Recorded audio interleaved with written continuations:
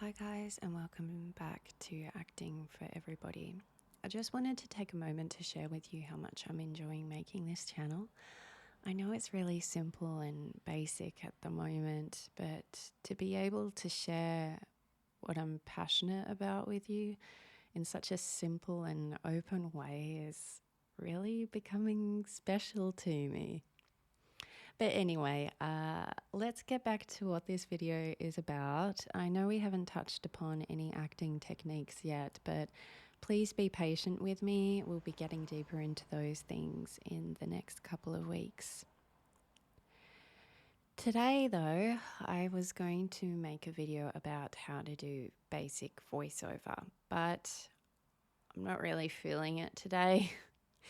So I thought I'd do a ramble about physicality instead. I'm not always the best at explaining concepts in words. I'm much more of a feelings-based person, but I'll try my best. If you want to be a good actor, there is a certain physical quality that you need to develop. It's an ease of movement, the ability to move in various ways, whether fluidly or rigid-like, and at a variety of speeds. This will also help to inspire your characterization as well. We're just going to go over some of the basics here, and I'll give you some ideas, activities, and resources that you can use to increase your knowledge and improve on them. So first of all, observe yourself. Every artist looks at their canvas before they begin, and we can do the same. We can notice the places where we have tension and hold ourselves naturally. And once we've observed, next we're going to relax. Make yourself loose like jelly. There was an actor who years ago had a theory about tension in the body causing ailments for actors, and from this he developed something called the Alexander technique. I believe his last name was Alexander, which this technique can both be used to enhance your acting and also as a kind of therapy on the body. It's more about correcting your bad muscular habits. And I will definitely go through Alexander technique more in another video. Now we've reached a relaxed, natural state. We're going to look at different aspects of movement. Recently, I read in a Stanislavski book, I think it was Building a Character. And while he goes through a lot of different aspects on physicality in that book, we're just going to focus on a couple of little pointers here. He says a couple of things that I really want to share with you, though.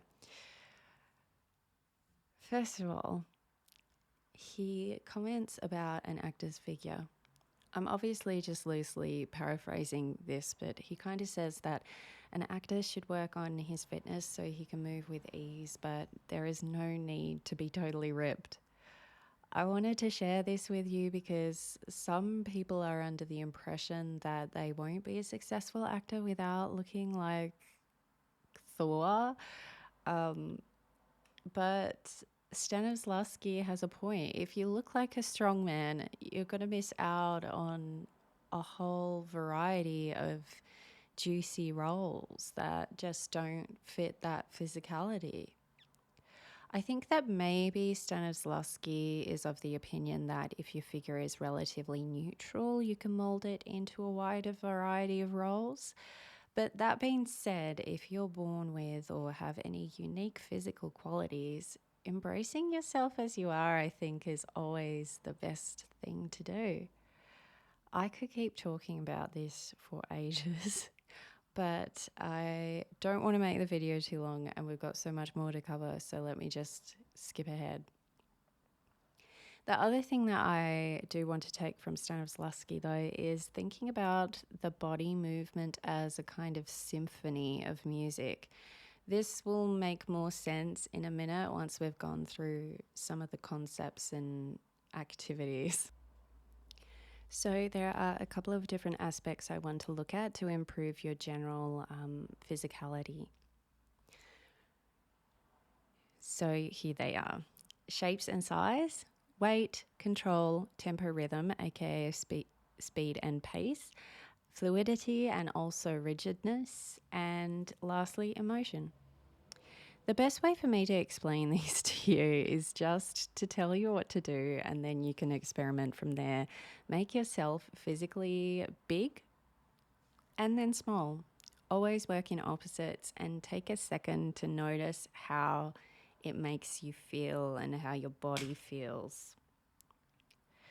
So go from mountain big to mouse small.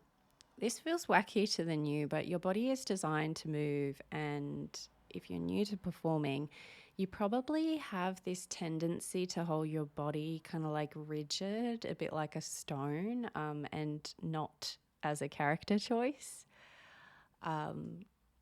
Weight. So that was size, by the way. Weight doesn't refer to scales and kilograms, but it refers to where you hold your weight in the body. So I want you to focus your weight in your on your heels. Feel the weight in your heels, then your knees, then your hips, then your back, and maybe in your chest if you can, and then back to a neutral stance. Swing from side to side and just really feel the weight of your body. Then you can practice this physically by stomping around like a drunk knight, and then contrasting that by tiptoeing around like a fairy princess ballerina. And if you're not laughing at yourself, you are definitely not doing it right. This is definitely the time to get a bit goofy. Next, we have control. So maybe move around, keeping your arms still or your arms up. This is removing one element of movement from your total movement, so like a subtraction. You can also look at it from another angle too by only moving one thing. So it's like a 0 plus 1. And really focusing on that movement. There is a good exercise in the Stanislavski book, which is where they're moving like a pretend, an imaginary large droplet of mercury inside your hand, and you've got to move it from finger to finger to finger, all the way from your like thumb to your pinky, and then up your arm. And it's really about getting control of those muscles. And the more you practice, the more you'll get better at it as well. So next is tempo rhythm. This is really fun, but it can get complicated too. Stanislavski talks about the rhythm of the play, of the scene, of the theatre, of the ensemble, of your character, and also the rhythm of your feet versus the rhythm of your hands and the rhythm of your speech.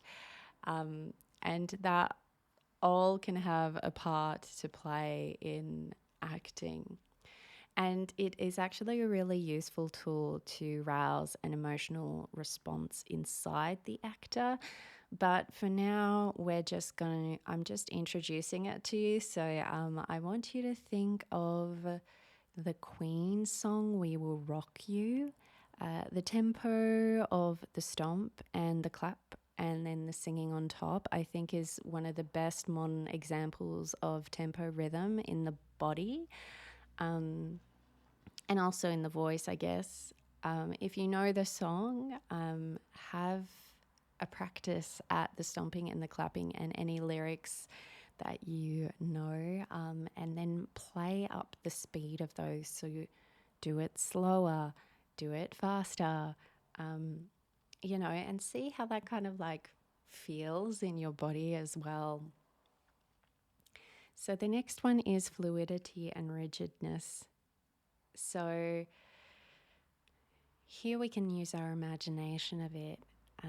Pretend you are water or underwater, and feel the coolness and the delicateness, the fluidity, and also fluidity can be like a big wave that falls and disperses. It's a continuous movement. It's like the drawing of a single line. Rigidness, on the other hand, is like a printer or a machine loading parts, and there's no flexibility to it. It's kind of really clunky. And I'm sure I could expand on this, but I just wanted to give you the basics for now. Lastly, I want to touch on emotion. There are acting methods such as the PEM or the Perderkamp method. Well, they're the same method, but PEM stands for Perderkamp, where certain areas of the actor's body are associated with what I think is about 6 different main emotions. And I can't emphasize enough how much emotion is important in movement. The reality of acting is that it's not enough just to recite a moving text. You really need to feel it and you need to let it move in your body. A good way to practice this at home actually is to take some of the above exercises, like the size and the tempo and the control exercises, and do them to a variety of classical or instrumental music. And so pick sad pieces, hopeful, angry, powerful, happy pieces. Feel the music and feel how it changes the movement of the exercises. So, what are some good sources? Well, there is, of course, Stanislavski's book, Building a Character, which also, as I've said, covers more the physicality of acting as well as the voice use of acting. His most famous book is An Actor Prepares, which is more about the mentality of acting. But yeah, it's a really good one. There's so much packed in there, though, in terms of information. Music, of course, instrumental music, classical music. Yoga helps stretch and nimble you up.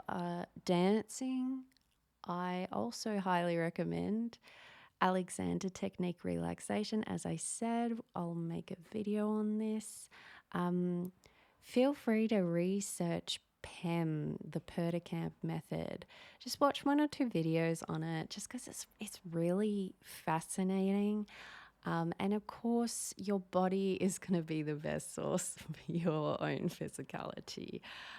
You know what your limitations are, and hopefully you can improve on some of your limitations that you know that you can improve on, and but you also know the ones that you cannot cross that line. So yeah, so that's all from me this week. I'll be doing something very special next week, so I cannot wait to share it with you. You have a great week, and I hope you enjoy moving about like a fool at home. I will see you soon. Bye.